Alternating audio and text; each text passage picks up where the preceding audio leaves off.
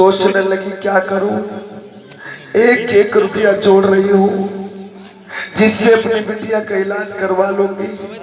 लेकिन आज मेरे पास कुछ पैसे इकट्ठा हो गए हैं, ज्यादा देर हो गई, ज्यादा दिन बीत गए तो मेरी बिटिया को कुछ हो जाएगा, मेरी बिटिया को कुछ हो न जाए, इसलिए आज नहीं मैं कल ही अपनी बिटिया के लिए इलाज करवाने चाहिए। कल किसी अच्छे डॉक्टर के पास ले जाऊंगी अपनी बिटिया को और दिखाऊंगी, उसके लिए दवा लाऊंगी। यह सोच करके मैया अपने घर जाती है, छोटे बेटे राजरतन को उठाती है गोद में, अपनी बिटिया को पुचकारती है, उसी बिटिया को कुछ ना हो जाए, मैं अपनी बेटी को कुछ नहीं होने दूंगी, उससे कुछ नहीं होने दूंगी, उससे मैं बचाऊंगी। आज मैया यही सोच रही है, लेकिन उसी समय माताओं बहनों मालूम क्या होता है, एक नई मुसीबत आ गई। कैसी कि अरे वाई समय दरम्यान रहे द्वारे पे डाकिया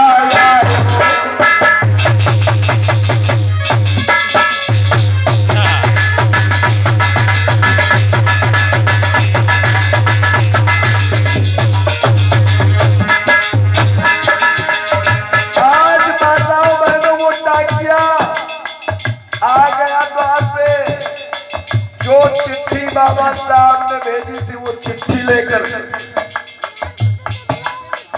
और जो मैया द्वार पे पहुंचा है माता रमाबाई के, क्या होता है भाइयों,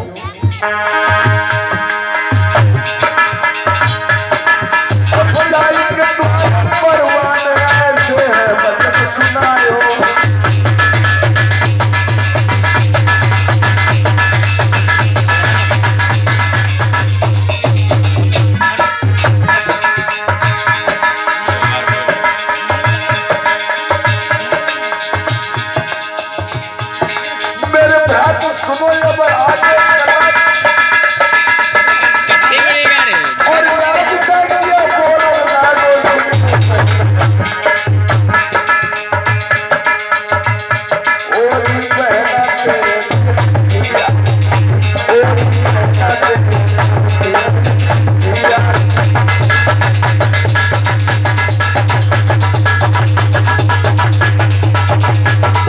रमा तुरंत बाहर निकल के डाकिया के पास आई, भैया कैसे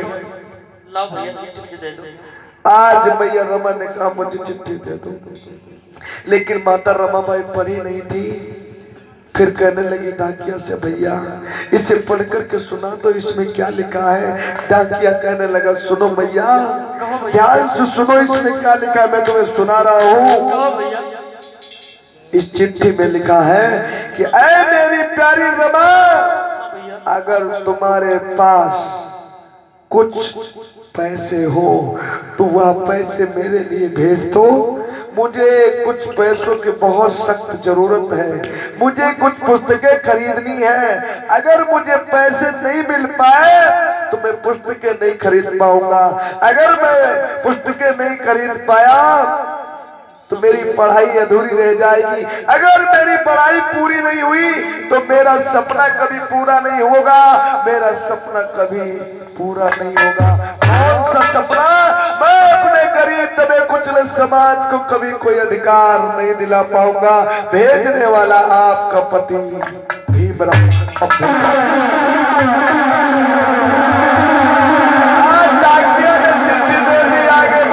मैया रमा ने चिट्ठी ले ली, सर पटक के रोने लगी। साहब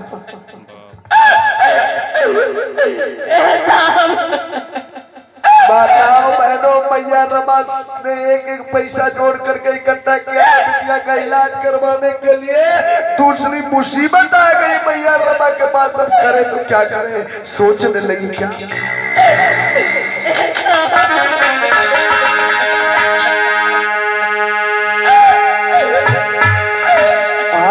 सुन बातें क्या कुल भाई, अरे आज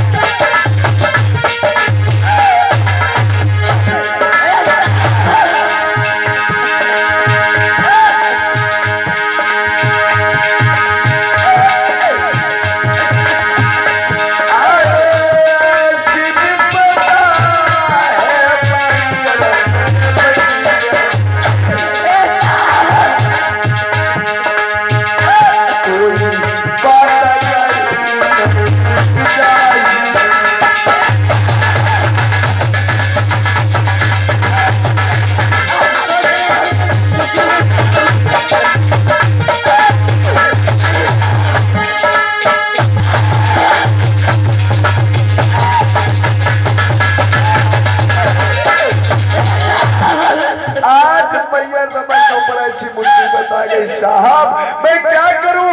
मेरे दो बेटे मर गए हैं, मेरी बिटिया हिंदू बीमार पड़ी है, उसके इलाज के लिए मेरे पैसे नहीं। आपके दो बेटे मर गए, उनको कफन नहीं मिल पाया, मैंने फटे पुराने कपड़ों में लपेट करके उनको दफनाया है साहब। 1-1 रुपया जोड़ रही हूँ अपनी बिटिया का इलाज करवाने के लिए।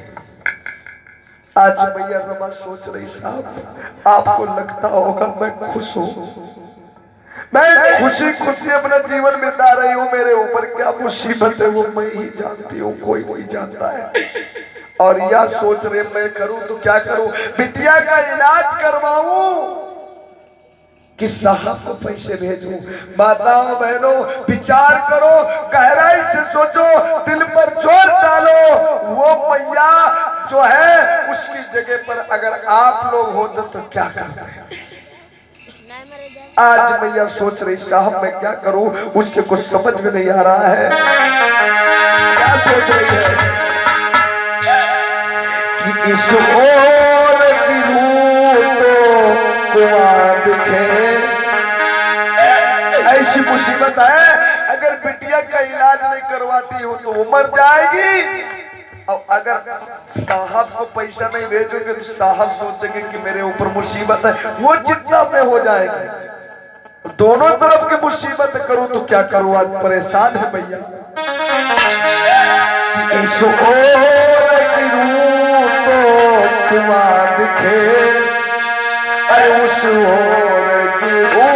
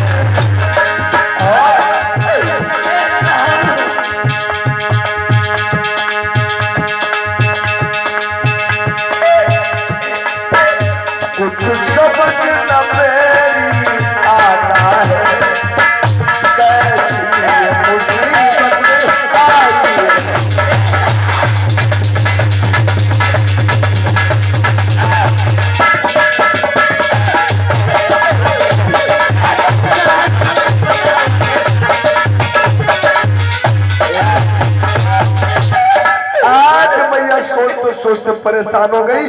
और सोचा क्या सोचा माताओं बहनों कि मेरी बेटी जिस प्रकार से मेरे दो बेटे मर गए हैं उसी प्रकार से मेरी बेटी भी मर जाए, मुझे कोई गम नहीं, लेकिन साहब को कोई चिंता ना हो, साहब को कोई दुख ना हो, साहब की पढ़ाई में कोई बाधा ना पड़े। इसलिए जो मैंने 1-1 रुपया जोड़ करके रखा है, अपनी बिटिया का इलाज नहीं करवाऊंगी, बल्कि वो पैसा साहब को भेज दूंगी, जिससे समाज के अधिकारों के लिए हमारे साहब जी लड़ाई लड़ेंगे।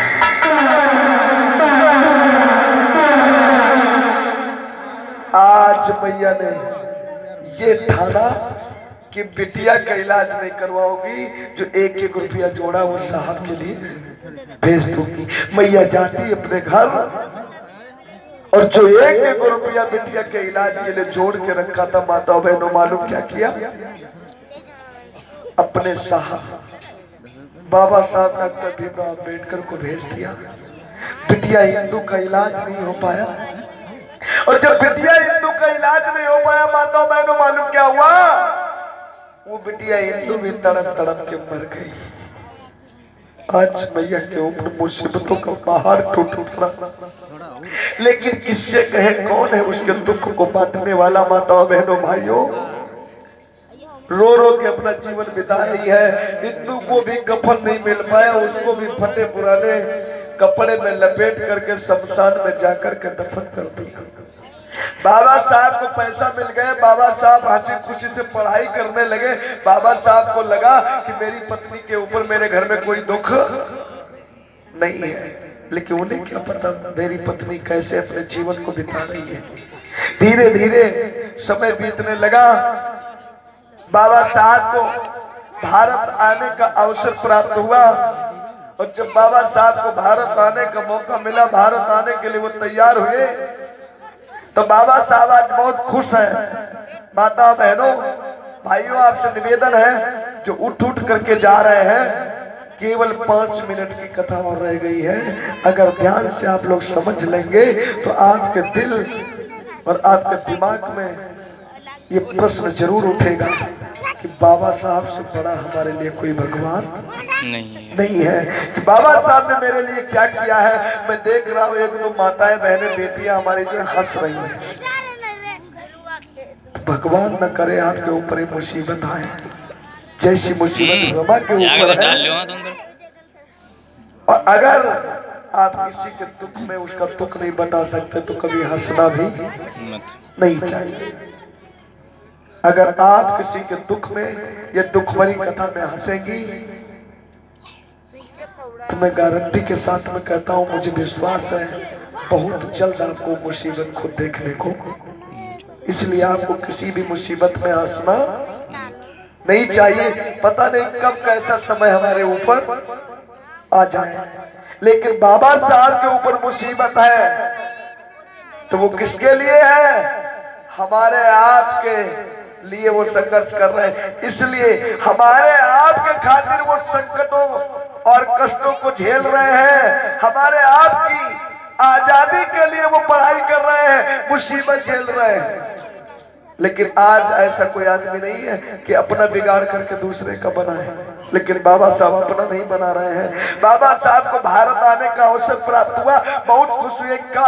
खुश क्यों हुए?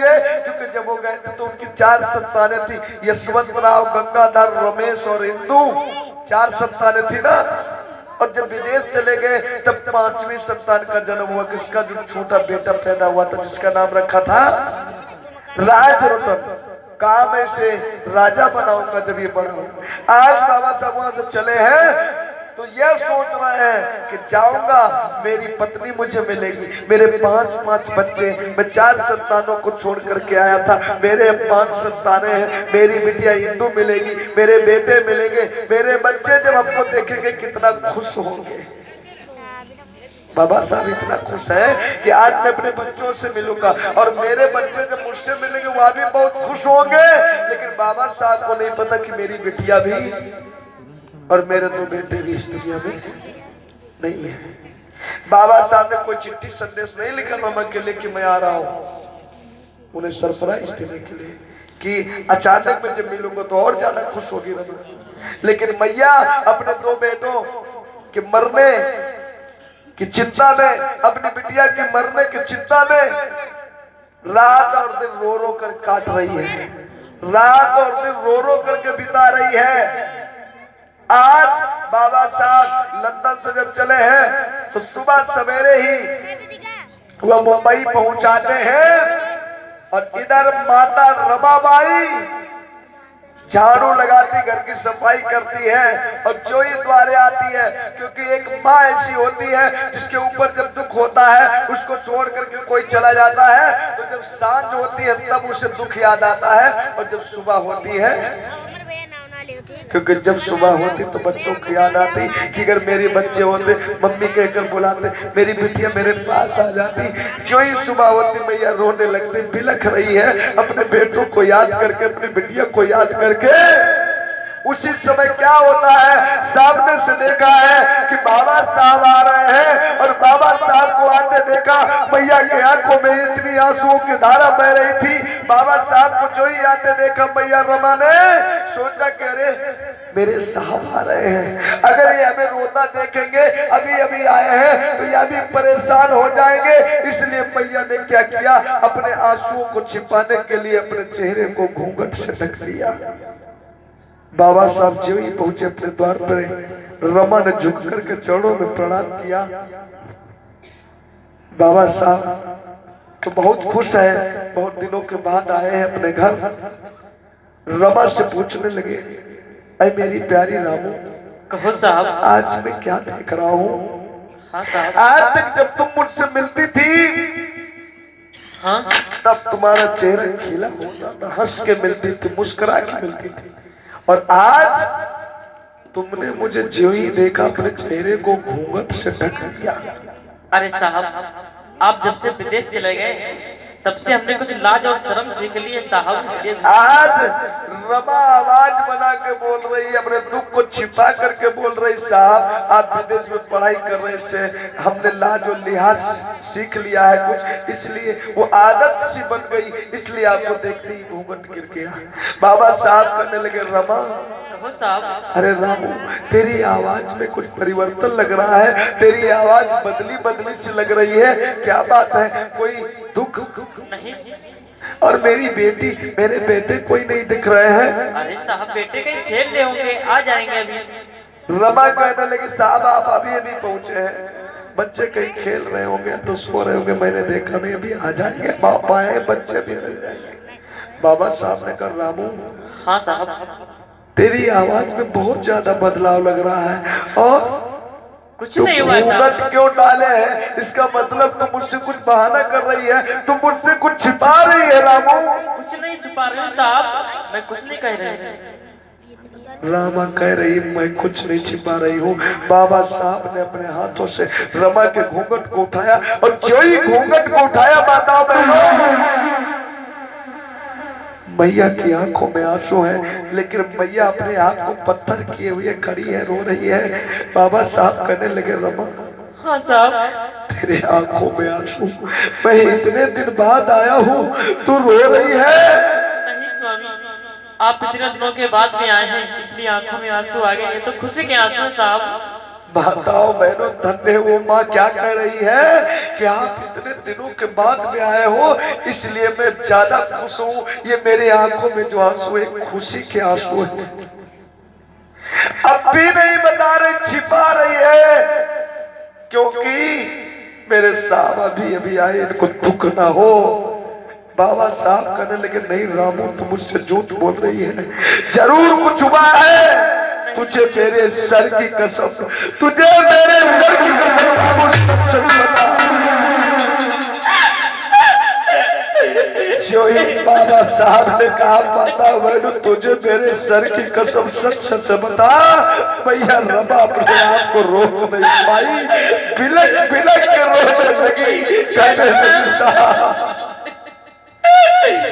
मैं क्या बताऊं साहब, मैं क्या बताऊं, आप विदेश में पढ़ाई कर रहे थे, मेरे ऊपर मुसीबतों का पहाड़ टूट पड़ा, मेरा सब कुछ खो गया साहब। आप अपनी बेटी और बेटे के बारे में पूछ रहे साहब, जब आप यहाँ नहीं थे साहब, तो मालूम है क्या हुआ, रो करके बोली आज भैया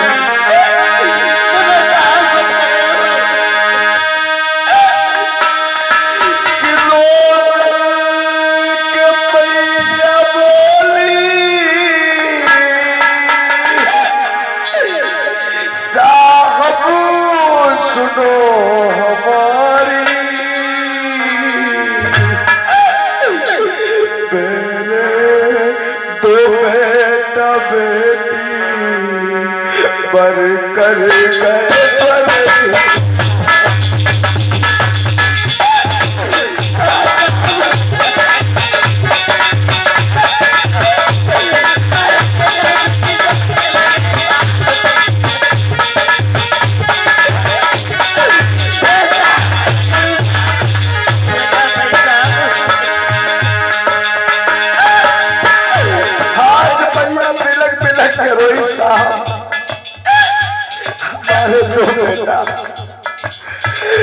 गंगाधर रमेश मुझे छोड़कर चले गए, वो बीमार हुए, मैं उनका इलाज नहीं करा पाई साहब, वो तड़प तड़प के मेरे आंखों के सामने मर गए, मैं उन्हें बचा नहीं पाई साहब, मैं उन्हें नहीं बचा पाई।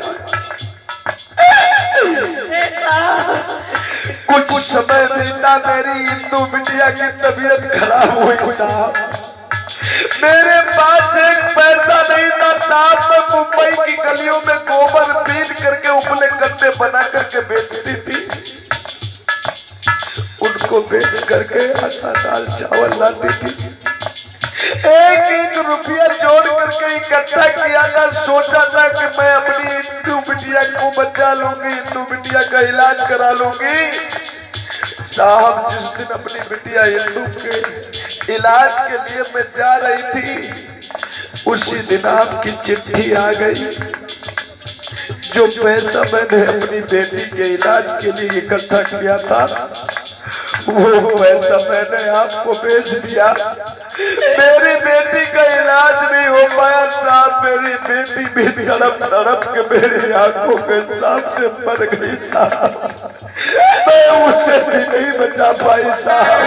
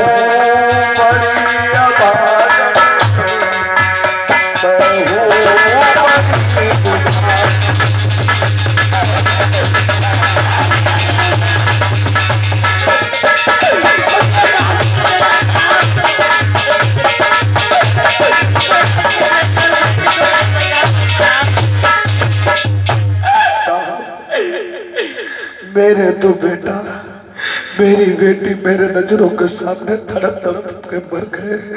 मैं उन्हें बचा नहीं पाई, मैं उन्हें बचा नहीं पाई। बाबा साहब कहने लगे, अरे रामू इतना कुछ होते हुए भी तूने मुझे सूचना नहीं दी। अरे एक चिट्ठी भेज देती, मुझे संदेशा तो भेज देती। रमा बोली, साहब अगर मैं आपको बेटे और बेटी के मरने के लिए संदेश देती, अगर मैं आपको खबर भेजती कि मेरे बेटे मर गए, मेरी बेटी मर गई, तो आप दुखी होते। आप दुखी होते तो आपका पढ़ाई में मन नहीं लगता। अगर आपका पढ़ाई में मन नहीं लगता तो आप पास नहीं होते। अगर आपकी पढ़ाई पूरी नहीं होती तो ये हमारे दबे कुचले समाज को हक अधिकार कौन दिलाता साहब? बैठ जाओ। ये हमारा गरीब समाज, निर्धन समाज, दबा कुचला समाज, इसके तो आप ही एक सहारा हो। हमारे समाज को हक अधिकार कौन दिलाना? कोई बात नहीं, मेरे 3 बच्चे मर गए, मुझे छोड़कर चले गए साहब, मुझे कोई गम नहीं है, लेकिन हमारे समाज के बच्चे सलामत रहे, बस इसी में खुशी है। धन्य हो भैया। बाबा साहब कहने लगे, ठीक है चलो रमा, अब मैं आ गया हूँ, मैं कभी तुम्हें छोड़ करके नहीं जाऊंगा, अब कभी भी कोई मुसीबत हमारे घर पे नहीं आएगी। चलो रमा, चिंता न करो, सब सही हो जाएगा। माताओं बहनों भाइयों, ये दुख भरी कथा माता रमा की। अभी 2 बेटे 1 बेटी मरी है। अभी और आगे देखिए, जो बेटा राज रतन है उसकी भी मौत हो जाती है। और जब बेटा राज रतन मरता है तब बाबा साहब अपने मरे हुए बेटे को, मतलब लाश द्वार पे पड़ी होती है, और बाबा साहब हमारे आपके हक के अधिकारों की लड़ाई लड़ने के लिए पुनः लंदन को जा रहे होते। कुछ दिन बाबा साहब रुके, कुछ दिन बाबा साहब अपने घर में रुके। सब सही चल रहा था। धीरे धीरे धीरे धीरे लंदन से गोलमेज सम्मेलन का संदेश आता है बाबा साहब के पास। गोलमेज सम्मेलन में अंग्रेजों के समक्ष एक बैठक। मेरी प्यारी राम, हाँ साहब। जिस दिन का मुझे बरसों से इंतजार था, हाँ साहब। आज वह दिन आ गया है। कैसा दिन साहब? लंदन में गोलमेज सम्मेलन की एक बैठक है। हाँ साहब। उस सम्मेलन में, उस बैठक में मैं जाऊंगा। हाँ साहब। अपने समाज, आज मैं अपने समाज को हर प्रकार से हक अधिकार दिला करके ही रहूंगा। आज मैं जा रहा हूँ अपने समाज को भुलाने के बंधनों से मुक्त कराने।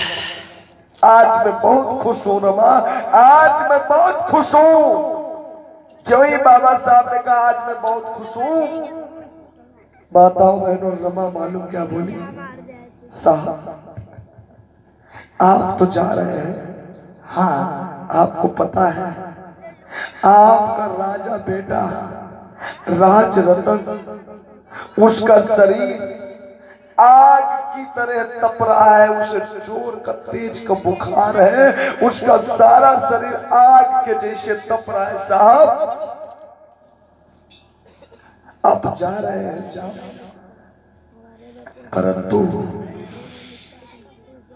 मेरे राजा बेटे को कुछ ना हो, मैं उसके लिए दवा ले आऊंगी। साहब अगर आपके पास कुछ पैसे हो तो मुझे दे दो, मैं राजा बेटे के लिए कहीं से दवा ले आऊंगी। बाबा साहब ने कहा ठीक है रमा। अपनी जेब में हाथ डाला, कोट की जेब में। काफी समय हो गया, जब हाथ नहीं निकाला बाबा साहब न बोल रहे हैं, न कुछ कह रहे हैं, न जेब से हाथ निकाल रहे हैं। माता रमा ने बाबा साहब का हाथ पकड़ा और जेब से हाथ निकाला, और बाबा साहब ने जो ही हाथ निकाला उनकी आंखों में आंसू बहने लगे। बाबा साहब का हाथ खाली था, खाली निकला, उनके जेब में एक भी पैसा नहीं था। रोने लगे बाबा साहब, लेकिन रमा से ये नहीं कह पाए रमा मेरे पास पैसे नहीं है। बाबा साहब जाने लगे, कहने लगे रमा मैं जा रहा हूँ, हो सके तो मेरे राजा बेटा को बचा लेना, हो सके तो मेरे राजा बेटा को बचा लेना, मेरा राजा बेटा को बचा लेना।